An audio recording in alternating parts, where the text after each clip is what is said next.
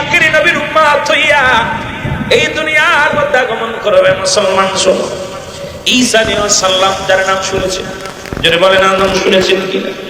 ইদ্রিস আলাইহিস সালাম এখনো জিন্দা আছে জান্নাতের মধ্যে।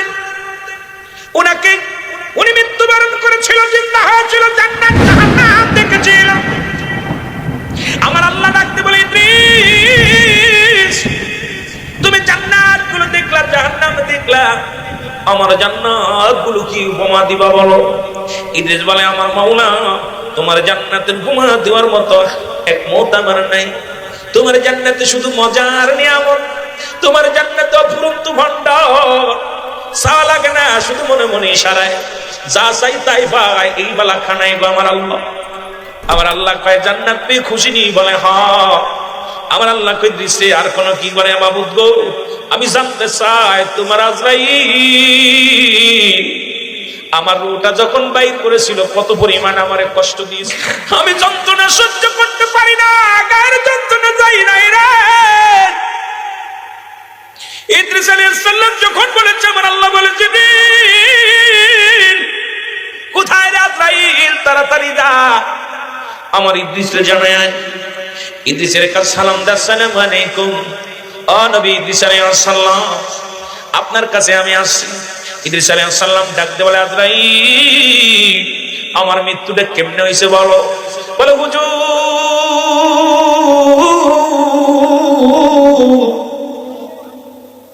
পৃথিবীর সব মানুষের রূহ আমি কবজ করতে আসি না, একমাত্র ইমানদারের রূহটা বাইর করার জন্য জমিনের মধ্যে আসি। আমি এত বড় দানব, আসমানে থাকে আমার মাথা, পা থাকে জমিনে। আমি আজরাইল তাম পৃথিবীর পানি যদি আমার মাথার উপরে ঢেলে দেওয়া হয়, একটু পানি জমিনের ভিতরে গড়ায় পড়বে না। আমি এত বড় দানব, আমি আজরাইল। নবী গো আপনার রূহটা বাইর করেছি, মায়ের বুকে দুধ খাইতে খাইতে সন্তান যেমনি ঘুমায়া যায়। নবী গো শুধু আপনার মাথার উপরে হাতখানা রেখেছিলাম, আপনাকে আমি কষ্ট দিই না। ইদ্রিস আলাইহিস সালাম ডাকতে বলে, আজরাইল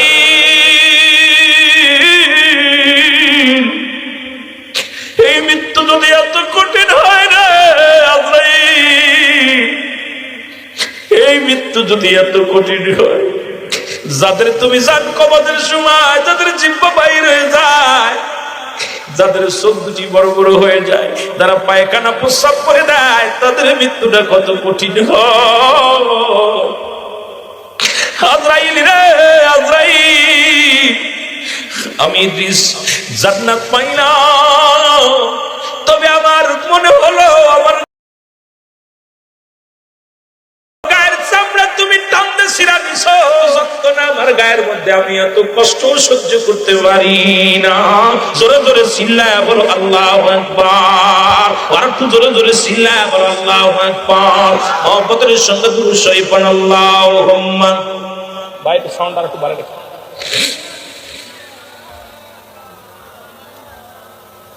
বাবারে একটু মহব্বতে ওয়ালা আলি সাইয়্যিদিনা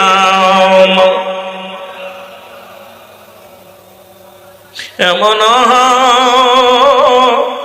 বিবো